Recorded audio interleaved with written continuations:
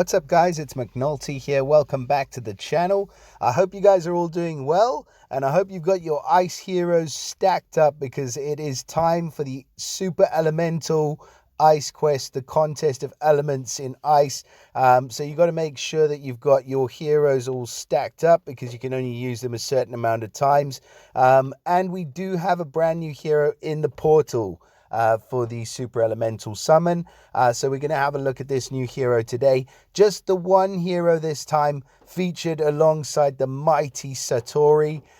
So we're going to have a look at Jolt today, see what she's all about, and see whether she is worth summoning for. So without any further ado, let's have a look at this chickie. She does look a little bit understated, so we'll see if the theme carries on through. She is, of course, an ice hero, and she is, of course, a 5-star.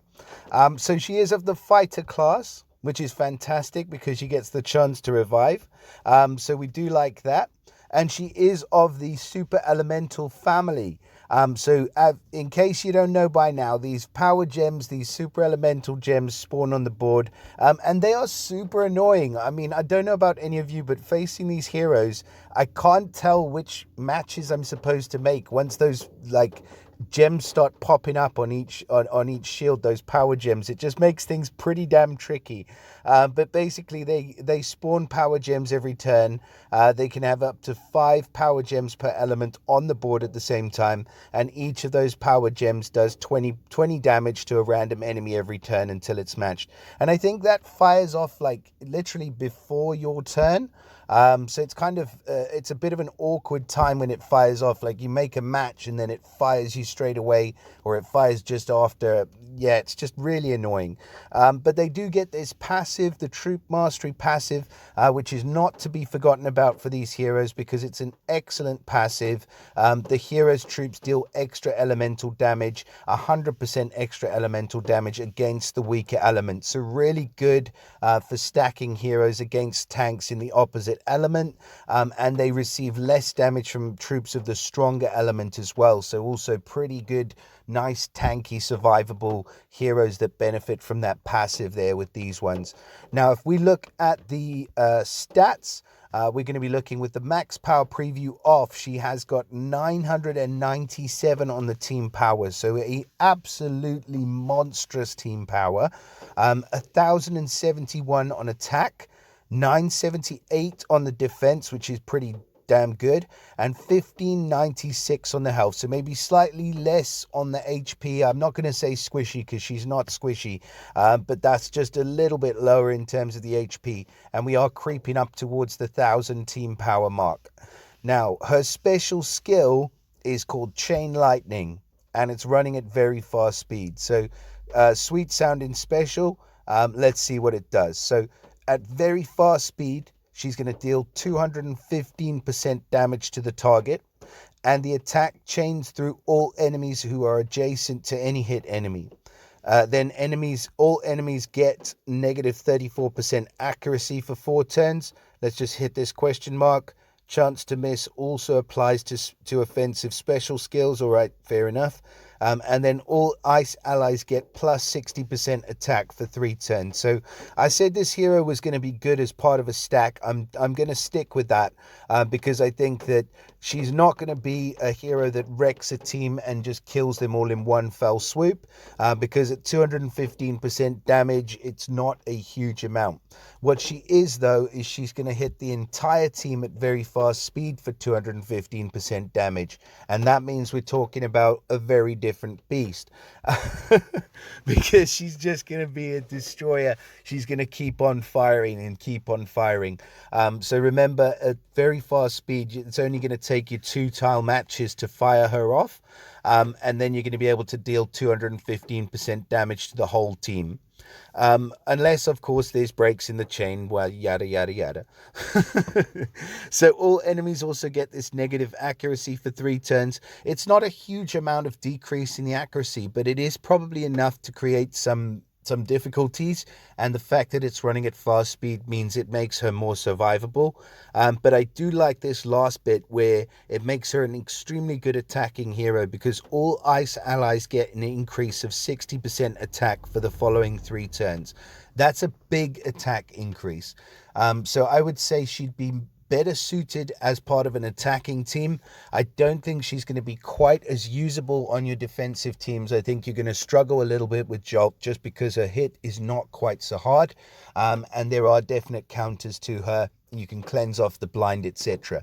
But as part of an attacking team, with the increase in the troops bonus, I would put her alongside somebody else who's going to be doing something like a defense down ailment, and then you want a very heavy hitter as well. So defense down first, whether it's elemental or regular defense down, then hit with Jolt to boost up the attack so that your final heavy hitter can go in and finish it off, because that increase of 60% attack is huge. Now, she does get the dodge ether talent, which is not one of my favorite ones. It's a very low percentage chance. So at the start, they get a 20% chance to dodge special skills for 6 turns. But I guess you could say that it's pretty good because it's kind of similar to the amount that you would get from the rogue ether talent for the 6 turns. So basically at the beginning of this battle, Jolt is not only a fighter, but she's a rogue as well if you second limit break her. And the stats just go through the roof, so it's pretty bonkers. So yeah, in summary, I do like the fact that she's running at very fast speed. I think that is awesome.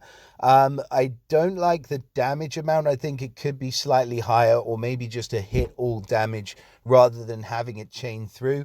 And I'm a little bit disappointed that there's no special element link based on the tiles like we've seen from the other super elemental heroes. I think she's a little bit bland and a little bit plain is what I'm looking for. But yeah, I do think she's going to be a usable hero. So I'm going to go ahead and I'm going to say I will give her A minus, because I think that they're missing a couple of tricks with this hero, but overall I think she's great.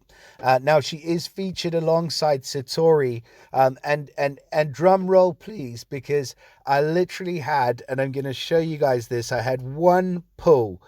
So I'm going to go in here to support recent activity just to prove. So I had 2 pulls, and look at him. There he is. Woo! Like literally just woke up, grabbed my 2 coin pulls, and boom, Satori has graced my roster. So I am absolutely over the moon with this guy. He's just got so much going on, I don't even know where to start. I do have another video about him, so if you're curious, I'll link the video to that in the description. But he's an absolutely insane hero. What I do want to say though is, and he's just received a buff, which I'm not hugely happy about, but I do have him now, so that kind of balances things out for me, balances the imbalance for me. Anyway, so the chances, just before you go and go mad summoning in this portal, and this is why I was just so stoked to receive him, is that the legendary featured hero chances are 0.2%.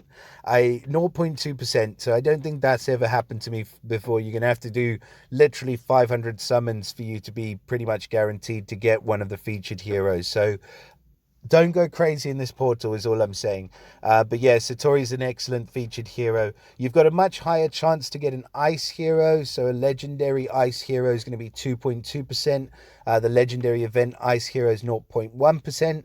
And then the featured 0.2%. So a total of a 2.5% chance that you'll get a legendary ice hero. The only downside, remember, is that there's no costumes in this portal. So yeah, but there is Star Walker. So guys, I wish you guys all of the best of luck in your summons, and good luck in the contest of elements. Just don't use all your good heroes at the beginning. Save them for later. Please do drop us a like and let me know how you feel about this new hero Jolt, and do subscribe to the channel if you don't want to miss any future videos. That is it for now, guys. So I'll see you all next time. Have a lovely day, and bye for now.